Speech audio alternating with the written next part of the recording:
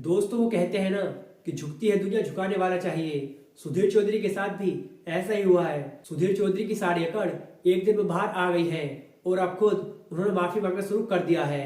वही इसके अलावा लोगों का कहना है कि सीजीआई डीवाई चंचूड़ खुद नहीं चाहते कि ईवीएम मशीन बंद हो, नहीं तो अब तक ईवीएम को लेकर सुप्रीम कोर्ट के जज कोई ना कोई फैसला सुना देते। दोस्तों हम देश के लोकतंत्र के बारे में बात करते हैं, जिस बारे में गोदी मीडिया बात नहीं करना चाहता और गोदी मीडिया वो खबर छुपा देता है। हम उन बातों को लेकर आते हैं और आपको बताते हैं। वही हमने आपको कल बताया था कि सुधीर चौधरी ने किस तरीके से आदिवासी लोगों को गलत बोला था, लेकिन इस पर आदिवासी लोगों ने तगड़ा एक्शन लिया और उनके खिलाफ एफआईआर दर्ज कराई। लेकिन अब सुधीर चौधरी की सारी अकड़ निकल चुकी है।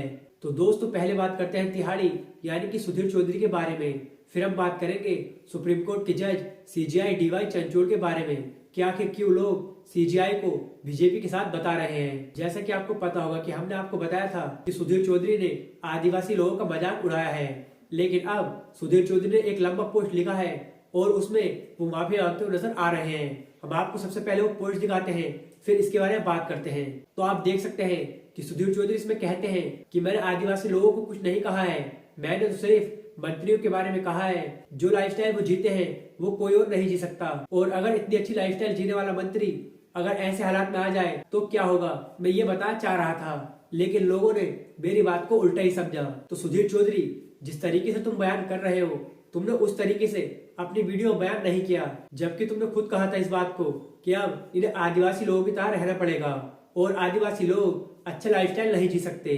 तो वो कहते हैं ना कि जब किसी की चोरी पकड़ी जाती है तो फिर वो झूठ बोलना शुरू कर देता है और गोदी मीडिया के पास तो सिर्फ झूठ ही मिलेगा। लेकिन आदिवासी भाई बहनों ने सुधीर चौधरी की अकड़ निकाल दी है और सुधीर चौधरी को उसके घुटनों पर लाकर रख दिया है। अब हो सकता है कि आगे थोड़े दिनों तक सुधीर चौधरी चुप रहे, लेकिन वो कहते हैं ना कि उनकी संगति ऐसी है, कुछ दिनों के बीतने के बाद आपको फिर खबर मिलेगी कि उन्होंने फिर से किसी की जाति के बारे में बात की है।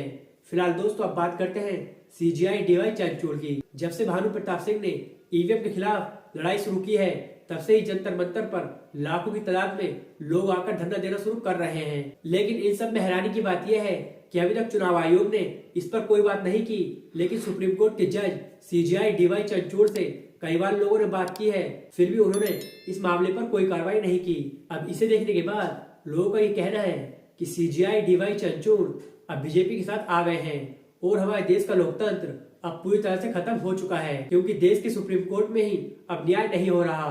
तो अब आम जनता कहाँ जाएगी? ये तानाशाह सरकार आम जनता को कुचल कर रख देगी। लेकिन सुप्रीम कोर्ट के जज सीजीआई डीवाई चंचूड़ इतने सारे सबूतों को देखने के बाद भी ईवीएम मशीन पर चुप है और अभी तक उनका इस पर कोई भी बयान सामने नहीं आया है। और इसे देखने के बाद ऐसा ही लगता है कि वो भी नहीं चाहते कि ईवीएम मशीन बंद हो। दोस्तों जिस तरीके से सीजीआई डीवाई चंचूड़ पर लोग सवाल उठा रहे हैं, उसे देखने के बाद ऐसा लगता है कि सीजीआई डीवाई चंचूड़ इस मामले में कार्रवाई करना नहीं चाहते, क्योंकि उनके पास बहुत सारे सबूत पेश किए गए हैं, लेकिन इसके बावजूद भी उस पर सीजीआई ने कोई कार्रवाई नहीं की है। फिलहाल दोस्तों आपका सुप्रीम कोर्ट के जज सीजीआई डीवाई चंचूड़ के बारे में क्या सोचना है, हमें कमेंट में अपनी राय जरूर दें और ऐसे न्यूज से जुड़े रहने के लिए हमारे चैनल को सब्सक्राइब जरूर से करें।